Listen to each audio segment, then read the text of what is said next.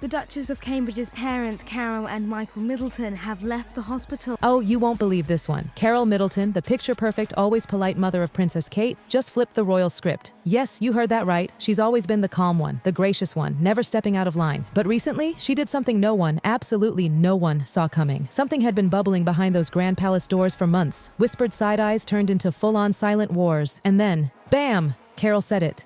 This can't go on. Right to their faces. Can you imagine? Queen Camilla? Stunned. Jaw on the royal floor.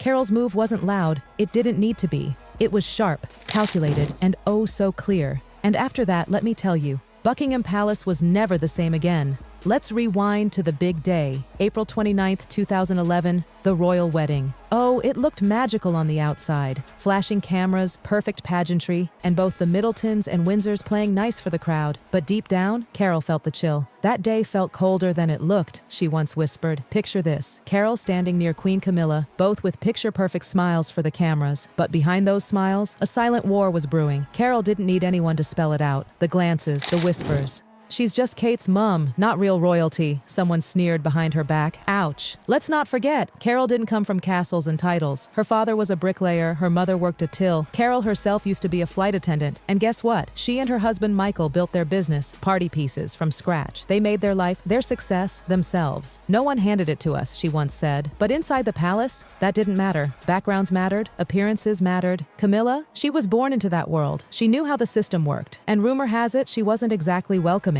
There are rules here, Camilla allegedly said. Some people must learn them. As William and Kate got serious, Carole started noticing things. Conversations that stopped when she entered the room, meetings where she was left out. Her suggestions, simple, kind-hearted gestures, swatted away like they didn't matter. A flower Kate loved, denied. A few names on the guest list, rejected. Over time, the message was clear. Smile, nod, and step back. And after the wedding, Carole hoped the frost would melt. Nope, it only got colder. Time with Kate, shrinking. Calls that used to come daily were now rare.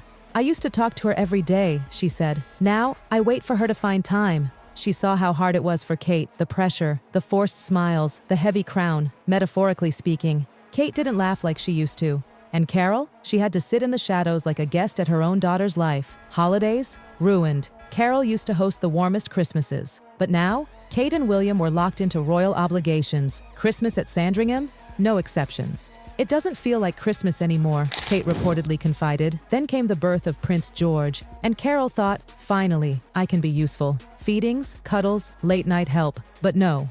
The royals had other plans. Nannies were in place. Everything was scheduled. We have professionals for that, a palace official reportedly told her. Imagine how that felt. Carole rejected again. And some people whispered Camilla was behind it. She always kept a close watch on how much space the Middletons took up. But Carole didn't storm out. She stayed, kind, patient, watching her place in Kate's life slowly dissolve. Then came Princess Charlotte's christening in 2015. Carole arranged a sweet, cozy little family gathering after the church service. Tea, cake. Nothing fancy. But just hours before the event, boom, it was all scrapped. Camilla's office had stepped in, formal, stiff, royal. Carole was heartbroken. She didn't ask for much, just a small gesture of love. I just wanted something simple, she sighed. Something warm.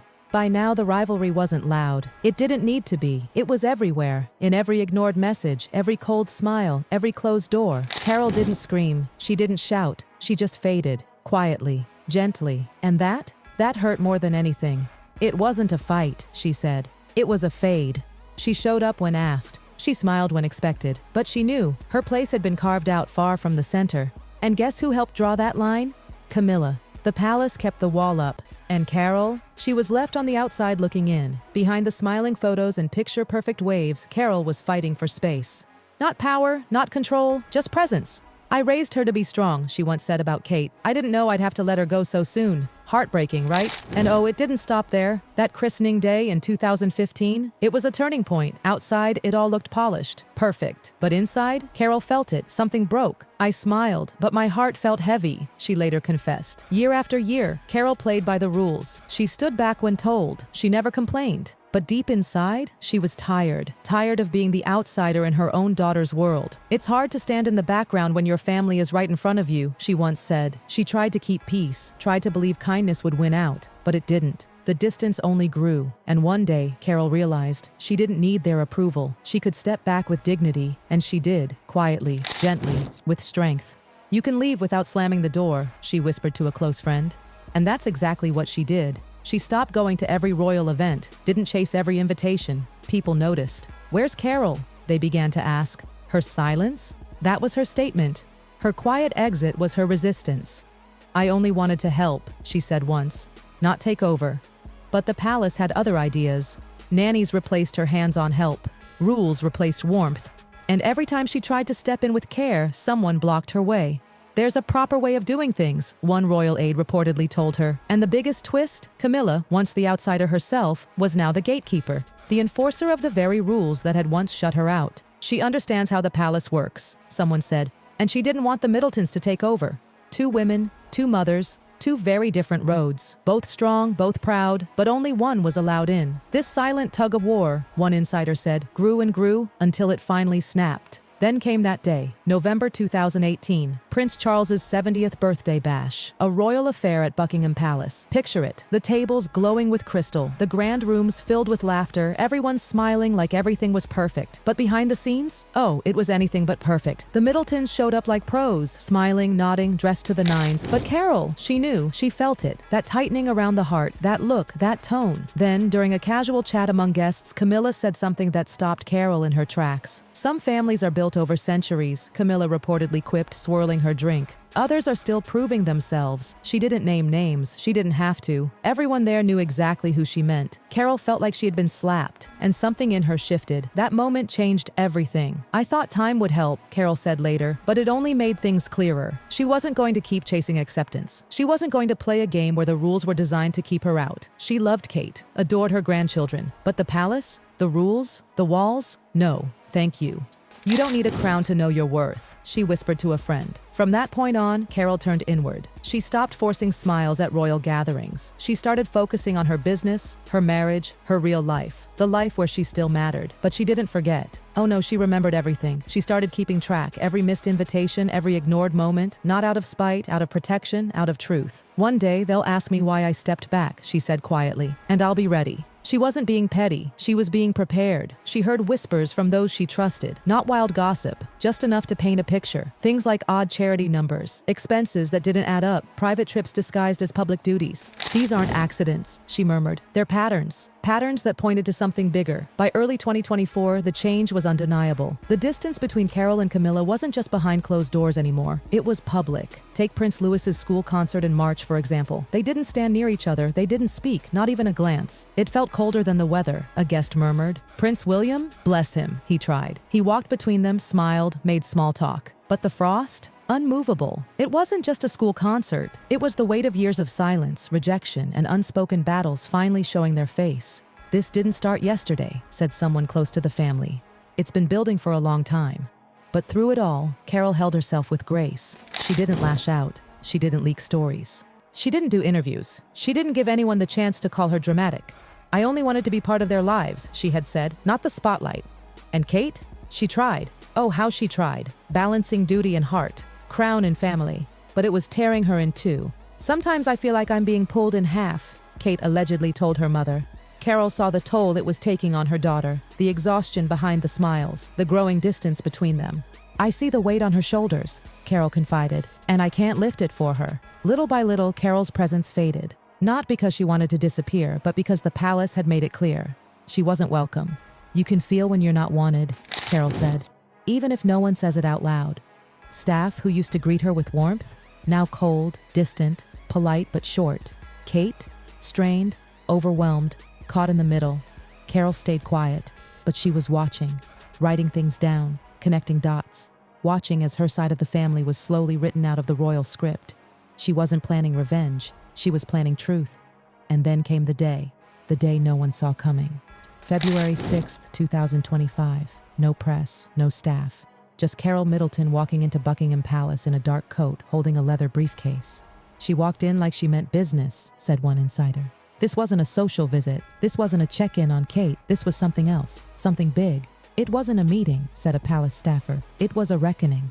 Inside that briefcase, not gossip, not rumors, documents, bank transfers, dates, company names, real proof. A paper trail of decisions, movements, and silent efforts to edge the Middletons out.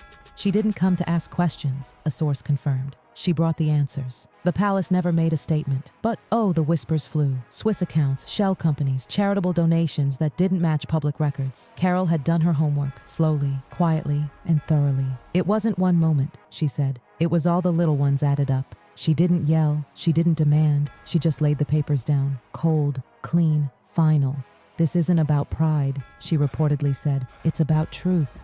But the look on Camilla's face, shock, panic, disbelief. She hadn't expected Carole, quiet, polite Carole, to fight back like this. She didn't raise her voice, a witness shared. She raised the truth. Carole's message was clear. I saw what you did. I wrote it down, and I'm not letting it go.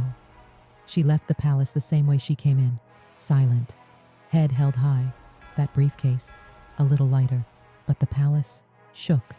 Inside, chaos brewed. Scheduled meetings got canceled, staff called off, former aides brought back, events postponed, press releases pulled, and Camilla gone.